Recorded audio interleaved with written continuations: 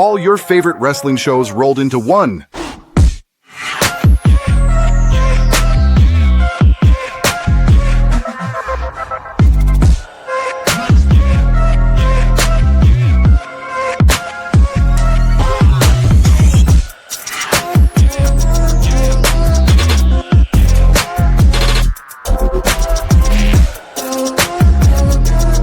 Welcome to the WeBook It podcast. Let's start the show. Good Monday evening once again, everybody, and welcome to another edition of Raw Dog Monday. I am your host, Coach, and I am joined today by the CEO himself. I am honored that he is here to grace his presence with us, and that is the man, the myth, the legend. His name is Virgil. Yo, thank you, Coach. Appreciate you having me on, man. Thanks for letting me be a part of your show, bro. I'm excited. I think it's going to be a good show. So I'm excited to talk about a really different version of Monday Night Raw than we thought we were going to get. Mm-hmm. Yeah, couldn't agree more with that. So lots to talk about, a lot of takeaways from this, a lot of rippling effects that we saw from this Monday Night Raw. So let's jump right into it. The show opens up once again with a recap of what happened at Crown Jewel, and of course highlighting Seth Rollins beating Cody Rhodes for the Crown Jewel Championship. And then of course, right on cue, we get Rollins and the Vision coming out to celebrate. Rollins, of course, taking it all in, not caring what the crowd's saying, even though they are chanting that he's a wanker. And he calls him a wanker right back, which got the crowd to pop pretty well. So I thought that was a nice little thing there. But what was really big was Rollins went through and talked about each member of the Vision. He got to Bronson Reed. And of course, the crowd popped for Reed because he's a hometown guy, home country man, back home. Crowd was going crazy, but then he calls him the new tribal chief, to which the crowd kind of was like, I'm not sure we could get behind that. Like, we love him, but come on now, let's not get too crazy. I don't know about all that. But then he even gets to Braun Breaker, who's he's in an okay mood, it looks like, but he tells him to do a little bit of the tweaking action that Breaker does, to which the crowd reacts and loves. But what the kicker is that Rollins says he did everything on his own, which got some vulgarities from the crowd on that one. BS. Yeah. But he said he didn't need anyone, but that he chose to align with these guys because they needed him, and that because he is a visionary. And during this, during that segment, as Rollins was saying that, you could see Braun Breaker really he was kind of doing his twitching a little bit, but he was more angry at that. And he just kind of stood there the rest of the segment as the pyro went off and everything. And everyone else is just going on as everything happened. Really surprised nobody interrupted that segment, by the way, but not mad about it. Just an observation there. Just an observation. Yeah, absolutely. Yeah, no, this segment in and of itself, man, I think was the crowning achievement for Seth Rollins. It was an opportunity for him to be excited about all that he's done and to really rub it in everybody's face, which, hey, listen, when you go out and you beat QB1, and you're able to do what you're supposed to do as far as showing that you're the face that runs the place, that you are actually the guy, not only on Monday Night Raw, but in the whole WWE. I mean, there's nothing else you can say about that outside of give him his props. He was right. The problem is that he didn't do it by himself. Right. So, like I said, that's where you see Braun Breaker look like, did this motherfucker just say that? Did that literally just come out of his mouth? Like, I can't believe that he really just said that. Like, that's insane, And so for him Like you saw him kind of put his hands on the hip, kind of do the Jordan, like you know how Michael Jordan used to like lean to one side or whatnot. Like I can't believe he just said this, and like literally that's what you started to see from Braun Breaker, and you saw his whole demeanor change. You know, like I said, and how he was looking at things, how he was thinking about things, and so for me, I looked at it and I said to myself, like, man, Braun Breaker's pretty pissed about this. Now, I didn't think that it would lead to what it led to, at least not this quick. But like I said, I'm also not mad about it either. Right, and we will get the payoff later on in the show as well. But we digress. We go to our first match of the evening, which is Dominic Mysterio versus Penta for the IC title. Pre-match, Penta's getting warmed up. Rusev comes in and basically says, if it's you that wins, I don't care.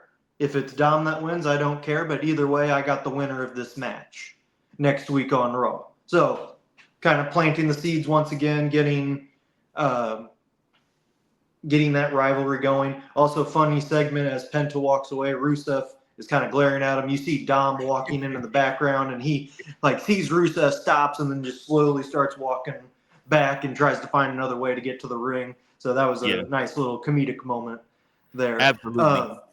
I love Rusev and Dom because he talks to Dom like he's a little boy. Like Dom gonna get you, boy. You're gonna get it. It's hilarious, dude. I love it. It's the funniest. So anyways, with the match, one thing that was noticeable during this match, it was just Dom alone. Nobody from Judgment Day was by his side. These guys were trading moves back and forth. A lot of good spots there. There was a nice little suicide dive DDT that Dom hit, which I thought was pretty sweet. Almost sent Penta into a child on the barricade. Thankfully, they avoided that, so good job by them. But there are some really good spots there towards the end.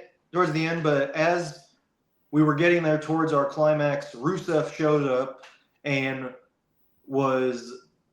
I'm assuming he was going after Dom again, but we could also assume that he was going after Penta. But either way, Penta comes through the top ropes. He hits him with a dive. As this is going on, Dom's thinking about running away with the titles again like he did last Monday night, but instead puts his titles down, kind of throws them to the side to where the timekeeper had to move out of the way, and as he was distracted, grabbed the ring bell hammer, hit it under his IC title belt, and then went into the ring and threw the IC belt right in the middle. The referee sees it and is like, dude, what are you doing? Why is this out here? Goes to take care of it, and then hits Penta with the hammer into the knee, then hits a 619, and then a 1-2-3 victory. And the referee's wondering, why isn't anybody ringing the bell? Well, it's because Dom has the hammer that rings the bell. But either way, he gets away with another dastardly deed and retains his title. Not bad. Not bad. Yeah. I understand why they did that. Got to protect Penta there. Don't want him to lose clean just yet. Right. And then kind of I see what they're doing with Rusev as well. It's curious. I'm curious how they're going to do this, but it's really hard to take that title off Dom right now. Yeah. Because of how over he is. I do think it is eventually going to happen, but it's going to be for the reason that he's going to be jumping to the main event scene. Yeah. Dom Mysterio is so over right now. Like it's ridiculous. I mean, it's so exciting to see all that he has doing. I mean, he's champion in 2 different companies right now, and with good reason, because he brings so much to the table. He's so fun to watch, and people also enjoy all that he does. So, like I said, it's really really fun to watch to watch him grow as a wrestler and as a talent, as somebody that like you just could somebody that you was just like he had go away heat, like you just really couldn't, you didn't like him at all, like you didn't want to see him on your TV when he was a babyface, to him kicking Edge in the nuts and literally his career taking off from there. I mean, he has been amazing since he's been in the Judgment Day, and maybe that's why they haven't broke up the Judgment Day. Maybe they fear what will Dom be without the Judgment Day. But honestly, I feel like Finn Balor has a career past Judgment Day. Dom Mysterio has a career past Judgment Day. Roxanne is going to be like the face of Raw, you know what I'm saying, in like a year or two. So, big Mommy Cool could hold their own, or she could fade away. And JD probably will fade away without Finn. But outside of that, I mean, listen, I'm of the belief and the mindset that, like I said, this group doesn't have to be a group anymore. You can split these guys up and allow them to all be individual talents and see what they become, but maybe they're keeping the Judgment Day together. So Liv can come back and burn it all down in February. So we'll see. It's possible. I definitely could see that. And speaking of Roxanne, well, you know what? Actually, I'm gonna wait on that one because that happens later on in the show. So I won't talk about it just yet. But either way, we go to our next match, which is Rhea Ripley versus Kairi Sane. That was actually set up by Asuka because she felt that Sane did not do a good enough job at Crown Jewel, and that she must get revenge for the Kabuki Warriors, to which Zayn said, "But I did all of this for you," and then got a slap from Asuka right across the face, to which the crowd did not like. But again, I said this last week with Claudius, when the eventual turn of Kairi Sane saying enough is enough to Asuka, that crowd pop is going to be huge. Absolutely. And they're building that up. This is almost just like Chad Gable and Otis. Just please don't fumble it like you did Chad Gable and Otis. Right. Because that pop was electric. You had everyone bought into the character, and then you just did nothing with it. So right. I'm hopeful that this is something that is going to lead to probably a mid-card run for Kairi Sane, which I'm not opposed to. Yeah, I mean, she was a talent when they first signed her. A lot of people were excited about her arrival, and then they linked her with Asuka. And I like how they're using Asuka to make Kairi a bigger star, and eventually she is going to get tired of being bullied by Asuka, and they're going to have to go at it, and they're going to have to fight. That insane elbow also is probably one of my favorite elbows given. I think Xavier Woods gives a pretty good elbow. I love CM Punk paying tribute to Randy Savage with his elbow, but Kairi Sane's elbow, that insane elbow, the type of length she gets on that dude and height, amazing. I love it. Yeah, as for the match, I mean, it was a pretty solid match, but most of the attention was on ringside when Asuka and Io Sky kind of going at it one another. Rhea does get the win, and then after the match, she goes after Asuka, lines her up for looks like the Riptide onto the announce table, but Kairi Sane comes in with a kendo stick, hits Rhea, then Asuka hits the DDT on her. So I mean, not terrible. Not a terrible way to end that match. It was just more of a distraction at ringside for me to actually pay attention to what was happening in the ring. Yeah, I agree. Like I said, I think that the match itself had legs of its own to stand on, and you didn't necessarily need that distraction out there. But I understand that they're going to still intertwine these four women. They're not going to fully let them be done with each other just yet. But again, the bigger story here isn't necessarily Asuka. I'm sorry, it isn't necessarily Rhea and and Io anymore. I really want to see what happens with Kairi Sane and when she is Mm-hmm. officially going to say enough's enough and beat the hell out of Asuka. And I think everybody's going to be clamoring for that in the coming weeks. The more she gets slapped around and the more she gets, pushed into having to do stuff that she clearly doesn't want to do. She clearly wants to be friends with Io. And she don't even really have a problem with Rhea. It's just Asuka being they're basically making Asuka into like the bitter old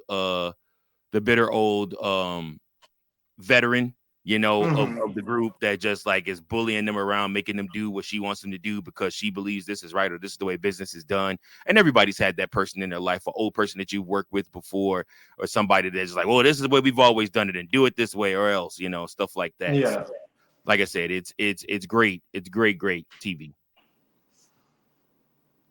All right, we get to our next match, which is Bronson Reed getting a matchup in his home country against Jimmy Uso, and this match went about as much as you would expect it would. Bronson taking control, Jimmy recovering, trying to do a late rally, wasn't enough. Bronson hits the tsunami for the win. And then after the match, Braun Breaker showed up, speared Jimmy twice, and then Jey ran to the ring to make the save for his brother. But, I mean, nothing crazy happening with that. I will say that Breaker's second spear, oh, that was nasty. That was nasty. Yeah, but no, you knew this match was going to be, one that was going to be physical, obviously. Before the match, pre-match, Jey Uso and Jimmy Uso are in the back talking, and they're still arguing, you know what I'm saying? And they're talking about what Roman told them. Like, man, can you believe what he said to us, man? Can you believe he said that to us? And things like that. And then the other one's like, well, maybe he's right. Maybe we do need to start focusing on our own things and what we got going on. And like I said, it's just one of those things where we see where they're splitting everybody, like the three of them up, like they no longer want them to be intertwined together, which again, I don't hate, because it's been a long time, with them being good. And like this time isn't like the last time. Like Roman like made sure, like he told them, like, look, I love you, but I don't want to see you guys until Christmas, and then obviously Jey still loves Jimmy because he comes out at the end of his match, you know what I'm saying, when he's getting ready to get absolutely obliterated and saves the day for him. So he still got his brother's back. But at the same time, you also understand that these guys kind of need to go their own separate ways. They want to go their own separate paths, and they all got separate things they want to do, You're right. No, you're absolutely right on that accord. So we get to our next match, but beforehand, we actually get a little bit. Now, I'm pretty sure this was filmed, or this was during a commercial break in the States, but internationally, there was a brief interview with Stephanie Vicaire talking about her accomplishments that she's had in WWE ever since she signed here. And if you could believe it, she's already won 4 championships in a span of talk about the rocket ship. Yeah. So that was crazy to think about. But as she's given her interview, Raquel and Roxanne come out for their match, to which Roxanne says that that Stephanie is nothing special and that she's the future of the company, to which Stephanie just laughed and said, well, once you actually take my title, then I'll believe it. And Roxanne got all flustered and said, oh, I will take it. And they just kind of did a little bit back and forth. So very interesting segment there. But this next match is between Bayley and Lyra versus Raquel and Roxanne.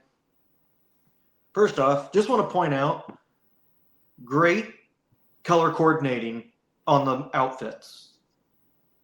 Yeah. It's always nice when tag teams are dressed together. I like that. Absolutely. But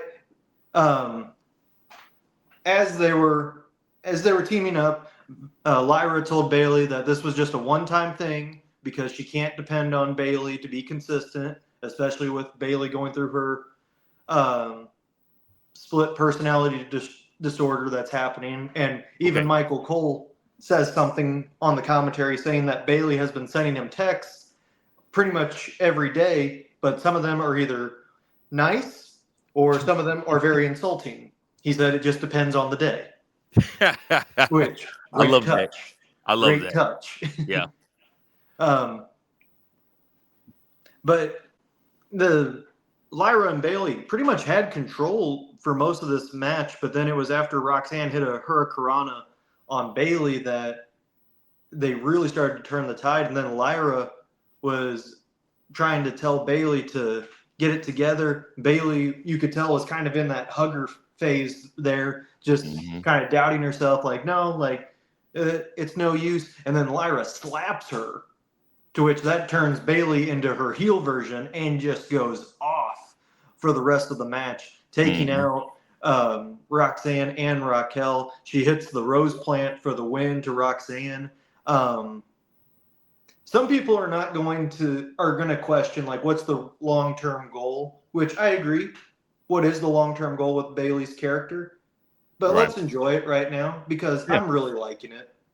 It's refreshing. It's really refreshing to see her, you know, have something where she's not where she's not necessarily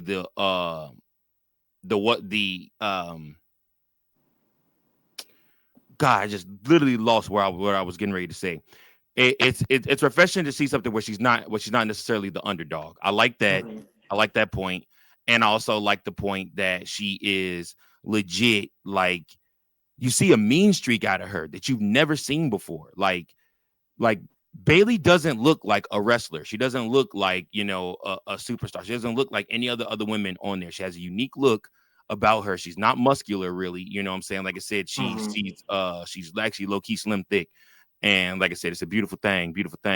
But you know, she is a unique character in and of herself, and because she doesn't look like any other superstars on the roster, or any other women on the roster. But we like that about her. And finally, they're doing some character development with her, where you could see her really, really grow into the next stage of who she's gonna be. And I like it. I enjoy it. I'm enjoying watching this evolution. I enjoyed the vignettes. I enjoyed all of it. So I like it. Yeah, I agree. I like it too. So that leads us right into our main event of the night, which is a #1 contenders match for the World Heavyweight Championship, and it is between Jey Uso, LA Knight, and CM Punk. And, you know, as soon as the bell rings, these guys were brawling. Crowd was hot for all three guys, going through pretty much each one of their catchphrases, it felt like, with a lot of yeahs, a lot of yeets, and a lot of cult of personality singing happening with the crowd. But it's towards the end, LA Knight came close to winning, hit Punk with the BFT, but on the count, Uso pulls him out of the ring. Uso then tries to go for a splash. He is then hit by Punk, who has the knee up. Punk then hits the GTS for the victory.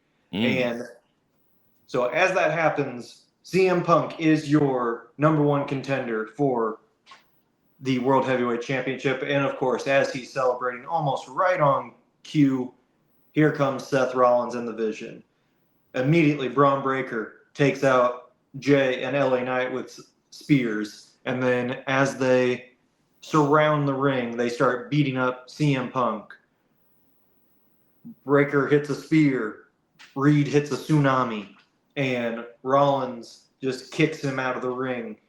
And again, Rollins is saying, this is my company. This is what I do. This is everything that I do. I do this all on my own.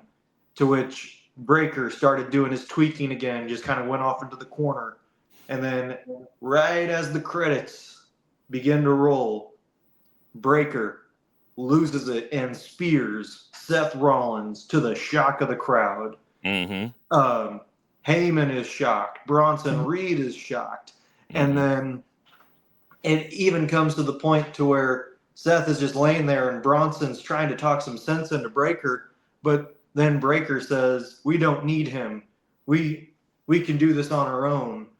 To which Reed does not even hesitate. First off, like there wasn't even a slight hesitation when he said, when Breaker said, let's finish him, and Reed just goes, "Okay, let's do it." And pulls him off, hits the tsunami, and just a shock and awe from the crowd. And then Heyman's trying to talk some sense into them, but Breaker just comes up to him and says, "Join us or suffer, or you're going to get hit next." And Heyman, of course, looking scared to death. Great facial expressions by Paul Heyman, as always. And all three men stand over Rollins as Raw comes to an end. With the World Heavyweight Championship in his hand, Braun Breaker. Yes. I forgot to mention that, yes. So that in of itself, to me, lets me know, like I said, all that I need to know about where this was. Braun Breaker basically was tired of Seth Rollins taking all the credit for everything and basically leaning on them. And Braun would not allow. See, okay, here's the difference in the choices that Seth Rollins made in his group versus what Roman Reigns made in his group. Roman Reigns still, to this day, has mind control over Jey Uso. And Jey has Jimmy's heart. So because Jey has Jimmy's heart and Jey chooses to follow Roman will always have control of the Usos. Yep. And there's a family lineage respect there where they understand that Roman Reigns is the tribal chief. He is the head of the table. He is the family leader. So they'll always respect that. Now, on Seth's part, he tried building up his own like bloodline type deal where he thought these guys were going to respect him, where these guys were going to, follow him to the ends of the earth, and he could take credit like Roman took credit. But these guys don't care. They're not family, not related to him at all. And honestly, they basically wanted to take care of him before he took care of them. So, like I said, I full on expect Braun Breaker to cut the promo of his lifetime next Monday on Raw. Cannot wait for it. Yeah, I agree. I think it's going to be something special for him. It's going to be his coming out party for sure. And we're ready for it. Yep. For the show as a whole, I mean, pretty standard Fallout episode of Raw from a PLE. Not a terrible thing, but it accomplished what it needed. Gave us some pretty good matches, but the ending was executed perfectly. And I think that's what kind of stole the show, which is a good thing. It's going to get people talking, and that's what you want. You could tell that again, we talked about this last night, Virgil, on our Sunday podcast, that creative changes, the changes that were made to creative, they're starting to show. Yep. I mean, I see it right here on this episode of Monday Night Raw. Yeah. I mean, I thoroughly enjoyed this episode of Monday Night Raw. I love that it was on at 8:00 in the morning also. So like literally you can watch it. I basically made biscuits and gravy for breakfast and then sat down and watched the show. And I really, really, really enjoyed, this episode of Monday Night Raw. I thought it was great. I thought it was greatly done. And again, the cliffhangers. One thing Vince McMahon didn't do that Triple H is like the king of and booking this stuff is the cliffhangers. Like the whole, okay, we're going to do the credits roll, Lee Fitting, Paul Levesque, boom, another shocking moment. And they leave you with that shocking moment at the end. Like that to me is great. Those are the things that you want to see, because A, as a podcast, it gives you something to talk about, but then B, also just as a person that wants to watch the show, that watches the show and enjoys wrestling and the product, you get to understand, like, man, like this is something huge going into next week. I can't wait to see what happens next week. Mm-hmm. Yeah, I agree. That is definitely something that has been a pleasant surprise with the cliffhangers and everything. And Yep. again, not a terrible thing. Not a terrible thing. I love it. Yep. Agreed, man. Agreed. Altogether, I would definitely probably give this show a good solid B plus. It was a good show. To advance storylines coming off the heels of a great Crown Jewel PLE. Like we said, that literally totally made up for WrestlePalooza. They needed to advance some storylines. I'm also excited for Roxanne and Stephanie Vaquer to work together. I think they're going to do magic in the ring together. So, like I said, they'll have some good matches. The big thing is I'm waiting for Raquel Rodriguez to step back into the spotlight. Mm-hmm. Like before Rhea Ripley really took off, Raquel Rodriguez was supposed to be her. Like she was going to be the one for WWE. Like they were going to put the rocket ships on her, but then she got injured, and that kind of ruined everything in the sense of that. And then Rhea Ripley went heel and joined the Judgment Day, and like literally like everything took off from there. So again, like I said, that to me was the big turning point in things for Raquel Rodriguez, but she still has all the talent in the world with the ability to be able to make things happen. So I'm ready for her to step back into the spotlight too, you know, because she has a lot of talent. Yeah, I agree. I think it's going to come. It's going to come eventually. I think once I know once Liv comes back, that's going to really pick up. Yeah. But yeah, I think they're going to get her back in the spotlight. I would not be surprised if they have her if they make it kind of a triple threat kind of style with the Kabuki Warriors and Rhea and Io. Sure. I mean, might as well at that point make it a little bit more interesting. Sure. But yeah, I agree with you. I think solid show. I give it a solid B as well. Nothing crazy, but that's not a bad thing. That's not a bad thing coming off of PLE, and you're planting the seeds for the storylines of Survivor Series coming up. Absolutely. The build begins. Yes, sir. All right, that's going to wrap it up for us here on this edition of Monday Night Raw Dog. Thank you again to all of our listeners and subscribers. Please remember to like, share, and subscribe if this is your first time watching any of us here on the WeBook It podcast. And of course, feel free to leave a comment. Do you like what we're talking about? Do you want us to talk about something else? Do you want to leave a, hey, you're doing a good job comment, or hey, you guys suck comment? It doesn't matter. A comment's a comment. We'll take it either way. Even though hate you guys suck comment. That's hilarious.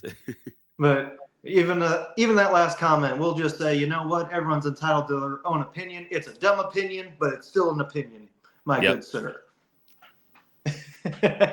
That's hilarious.